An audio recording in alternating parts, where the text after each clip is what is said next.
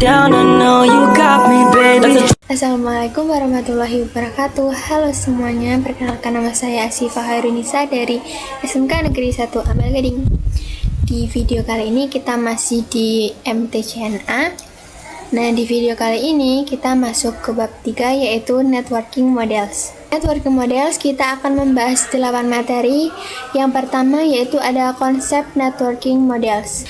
Nah, pembahasan yang pertama yaitu konsep Networking Model. Jadi ketika berbicara tentang Networking Model ini identik dengan jaringan komputer.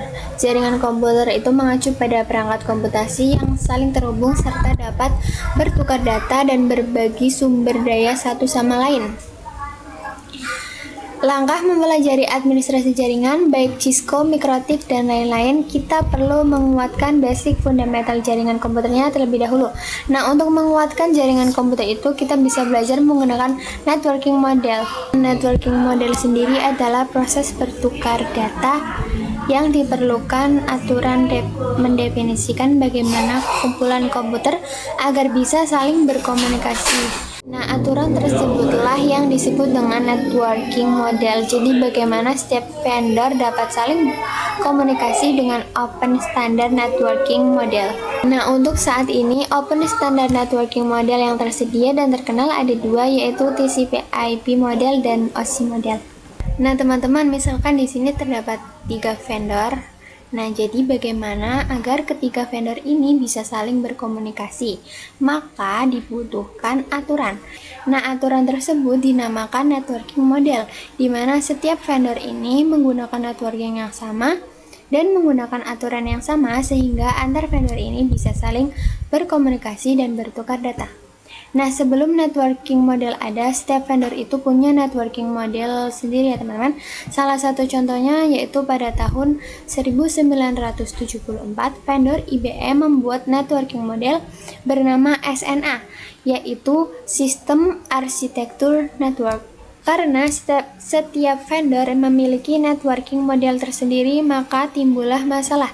Nah, masalahnya apa sih? Jika suatu jaringan komputer terdiri dari beberapa vendor dan setiap vendor memiliki networking model tersendiri, maka itu akan timbul kesulitan untuk menghubungkan antar vendor tersebut. Maka dari itu ada open networking model, yaitu sebagai pembuka agar setiap vendor bisa saling berkomunikasi. Nah, tujuannya yaitu untuk menjembatani antar vendor tersebut. Jadi setiap vendor itu hanya menggunakan satu networking yang sama, entah itu OSI models atau TCP/IP models. Jadi misalkan vendor 1 menggunakan networking yang sama, jadi vendor yang IBM dan vendor 2 juga menggunakan networking yang sama agar bisa saling berkomunikasi. Nah, OSI model ini dibuat oleh lembaga ISO, yaitu Organization for Standardization. Sedangkan TCP/IP model dibuat oleh lembaga DoD, yaitu Department of Defense. Nah, OSI sering digunakan untuk media pembelajaran. Setelah open networking exit muncul dan tersedia, maka setiap vendor bisa saling komunikasi karena menggunakan networking model yang sama. Mau dari vendor Cisco, IBM, Mikrotik, karena menggunakan networking yang sama, maka setiap vendor bisa saling berkomunikasi. Nah, jadi intinya setiap vendor itu harus menggunakan networking model yang sama, baik itu ISO model ataupun TCP/IP model. Nah, kita masuk ke materi yang kedua yaitu TCP/IP model. Nah, kita sudah memasuki materi yang kedua yaitu TCP/IP model. Jadi TCP/IP model merupakan jenis networking model yang saat ini common digunakan. Jadi TCP/IP itu mendefinisikan suatu protokol agar antar komputer, utamanya yang berbeda network, itu bisa saling komunikasi. Untuk membantu dalam memahami, setiap networking model itu dipecah menjadi bagian-bagian kecil yang disebut sebagai layer. Nah, secara dokumentasi, TCP/IP model terdiri dari 4 layer. Namun, penerapan dalam real networks TCP/IP model lebih mudah untuk dibagi menjadi 4 layer, yaitu application, transport, internet, dan yang terakhir network access. Kemudian pada penerapan asli network itu dibagi menjadi 5 layer, yaitu application, transport, network, data link, dan yang terakhir physical. Nah, selanjutnya kita masuk ke materi yang ketiga, yaitu TCP/IP model application layer. Nah, jadi teman-teman bisa cari di web dengan menuliskan https jamcorner.wordpress.com. Nah, jadi di sini terdapat artikel networking model. Jadi, jaringan komputer adalah sesuatu yang rumit dan kompleks, baik itu dari perangkat-perangkatnya, media penghubungnya, sampai pada aplikasi yang berjalan di dalamnya. Dan perangkat-perangkat tersebut biasanya diproduksi oleh vendor yang berbeda-beda. Seperti routerboard, ada yang diproduksi MikroTik dan Cisco. Kemudian web browser ada yang dibuat oleh Google dan Mozilla, dan lain sebagainya. Dari hal-hal tersebut, disinilah fungsi networking model tersebut. Perannya adalah untuk memisahkan fungsi-fungsi jaringan komputer tersebut. Nah, bagaimana caranya? Caranya adalah dengan membuat beberapa lapisan fisik hingga non-fisiknya. Pada setiap lapisan terdapat kumpulan-kumpulan aturan yang harus diikuti oleh setiap komponen, agar dapat saling berkomunikasi dengan komponen yang lainnya. Dengan demikian, dapat kita sederhanakan bahwa tujuan dibuatnya networking model adalah sebagai acuan aturan yang harus diikuti oleh pembuat perangkat vendor. Nah, teman-teman perhatikan yang tidak menggunakan networking model. Ini yang tidak menggunakan networking model sangat acak-acakan atau tidak terstruktur ya, teman-teman. Sedangkan yang menggunakan networking model di sini rapih dan berfungsi sesuai dengan aturannya, teman-teman. Nah, bukan hanya untuk vendor, tetapi kita juga sebagai pengguna akan lebih mudah dalam memahaminya ya, teman-teman. Lalu selanjutnya kita masuk ke materi yang keempat, yaitu TCP/IP model transport layer. Nah, di TCP/IP transport layer ini berfungsi dari transport layer adalah menyajikan atau memberikan service ke application layer atau transfer data. Nah, untuk transport layer terdapat dua protokol yang sering digunakan, yaitu TCP dan UDP. Nah, untuk perbedaan di keduanya, yaitu perbedaan dari TCP/IP dan UDP adalah ini.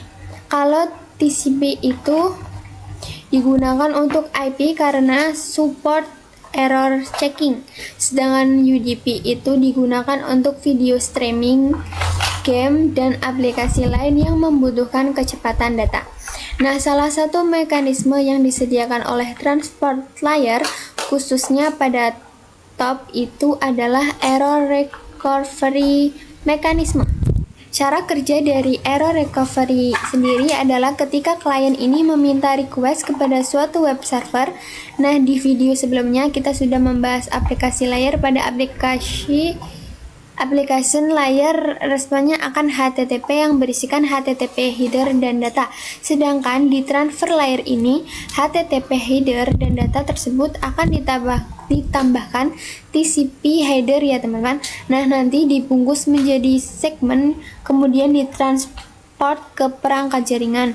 Nah, masalahnya bisa saja respon dari web server hilang atau error. Nah, ketika terjadi hilang atau error seperti itu, maka klien akan melakukan request lagi. Selanjutnya kita masuk ke materi yang kelima, yaitu TCP/IP model network layer. Untuk network layer hanya terdapat satu contoh, yaitu IP. Dan IP menyediakan dua fitur yang sangat penting, yaitu addressing dan routing, yang dimana berfungsi untuk menangani konektivitas dan pemilihan jalur. Setiap perangkat jaringan memerlukan alamat unik di jaringan. Nah, di sini ada addressing dan routing. Nah, jadi kalau addressing yaitu memberikan nama pada perangkat jaringan komputer. Nah, karena setiap perangkat jaringan memerlukan alamat unik di jaringan, nama di sini diidentikan dengan IP address. IP address sendiri memiliki dua jenis versi, yaitu IPv4 dan IPv6. Nah, untuk IPv4 sendiri yaitu pengalamatan 22 bit. IPv4 terbagi menjadi 4 blok, setiap blok ada 8 bit. jumlah maksimal host yaitu 4,29496.296. Kemudian untuk IP versi 6 pengalamatannya yaitu 128 bit. IPv6 terbagi menjadi 8 blok, setiap blok ada 16 bit. Jumlah maksimal hostnya 340, 282, 920 dan yang lain-lain. Di sini terdapat contoh addressing. Ada dua komputer. Komputer 1 memiliki IP 192.168.1.1, sedangkan yang komputer 2 memiliki IP 192.168.1.2. Nah, jika kedua komputer ini ingin saling berkomunikasi, maka tinggal ditujukan kemana nama tersebut. Jadi misalkan komputer 1 ingin berkomunikasi dengan komputer 2, maka di komputer 1 ini akan berkonfigurasi dengan IP yang ingin ditujukan, yaitu IP komputer 2 192.168.1.2. Selanjutnya kita akan membahas tentang routing. Nah, routing sendiri yaitu IP di bagian network layer yang bekerja layaknya kantor pos, mencari rute tercepat untuk sampai tujuan. Nah, sebagai contohnya di sini ada paket A dan paket B.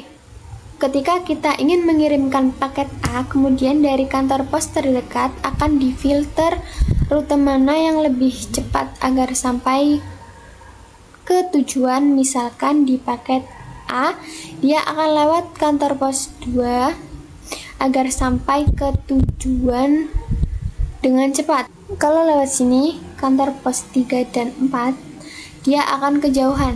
Nah, nanti sampai ke tujuannya itu akan terlalu lama ya teman-teman.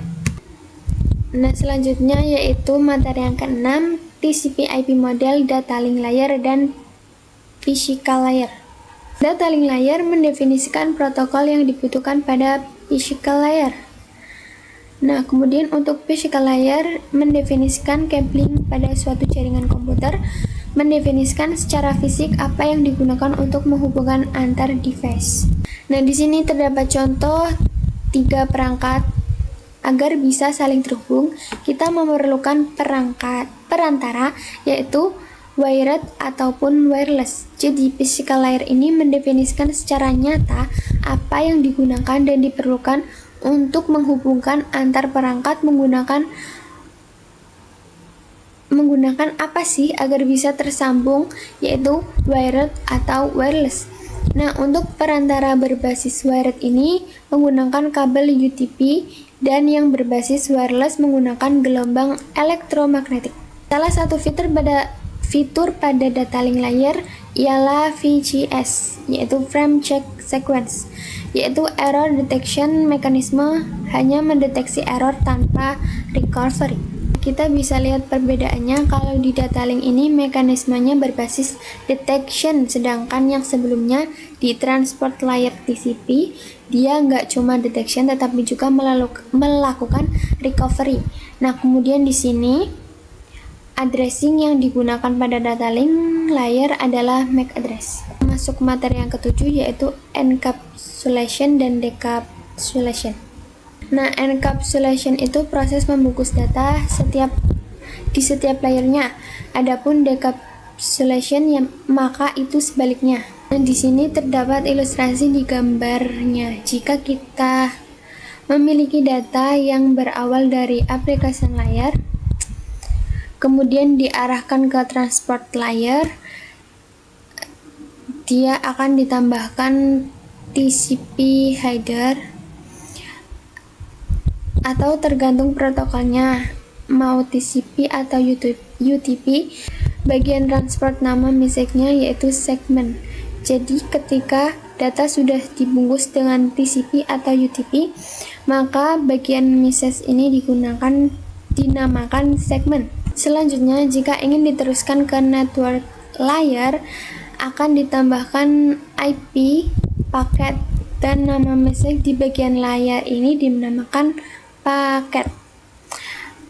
Selanjutnya, ketika dari network layer akan diarahkan ke data link layer, dan nantinya akan ditambahkan data link header dan data link layer. Istilah ini bisa disebut dengan kepala dan ekor. Misek pada layar ini dinamakan frame. Nah, yang terakhir yaitu physical layer. Berbentuk bit yaitu 0.1.0.1. Yang dilakukan sender dinamakan proses encapsulation. Ketika sender ingin mengirimkan paket ke receiver, jika di sender sudah sampai di physical layer, lalu ke receiver, maka akan dilakukan proses yang namanya decapsulation. Artinya perubahan agar menjadi data lagi. Jadi ketika sampai di data link layer, nanti data link layer ini akan dihapus.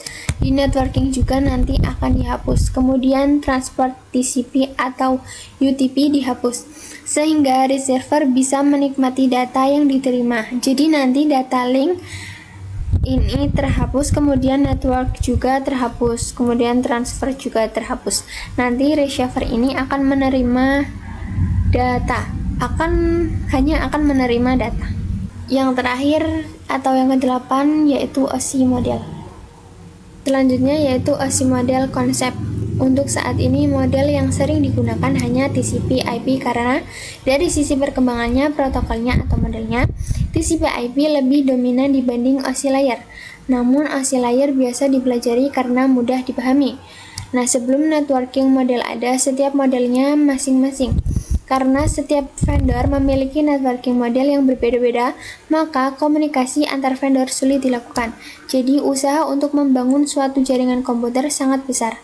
Nah, banyaknya vendor tadi itu bagaimana upaya agar tetap bisa komunikasi dengan baik antar vendor satu dengan vendor lainnya. Oleh karena itu, dibuatlah sebuah model atau sebuah standar atau spesifikasi minimum oleh ISO, yaitu International Organization for Standardization pada tahun 1984, yaitu dengan nama OSI atau Open System Interconnection, atau bisa juga disebut OSI 7 Layer Model. Selanjutnya yaitu OSI Model Layers. Di OSI Model Layers ini terdapat 7 lapisan layer pada model OSI. Yang pertama ada Application Layer, Presentation Layer, Precision Layer, Transport Layer, Network Layer, Data Link Layer, dan Physical Layer. Sedangkan pada TCP/IP model terdapat 5. Yang pertama yaitu Application, lalu Transport, Network, Data Link, dan yang terakhir yaitu Physical. Bedanya kalau di TCP/IP model pada bagian Application Layer, kemudian di OSI model pada application layer ini dipecah menjadi 3 bagian, yaitu application, presentation, dan session. Kemudian kalau di TCP/IP model nama segnya yaitu segmen, IP paket, patchcap, frame, dan bit. Kalau di OSI model sendiri ada istilah sendiri seperti layer 7 PDU, layer 6 PDU, layer 5 PDU, layer 4 PDU, layer 3 PDU, layer 2 PDU, dan bit. Nah, di bagian 5 sampai 7 itu dinamakan upper layer, berkaitan dengan bagaimana data itu mengalir. Kemudian untuk layer 1 sampai layer 4 disebut dengan lower layer, berkaitan dengan user interface, data formatting, dan communication session. Untuk pembahasan di bab 3 ini sudah selesai ya teman-teman. Saya memohon maaf jika ada kata-kata saya yang salah atau pengucapan yang salah. Terima kasih sudah menonton. Sampai jumpa di video selanjutnya. Terima kasih. Wassalamualaikum warahmatullahi wabarakatuh.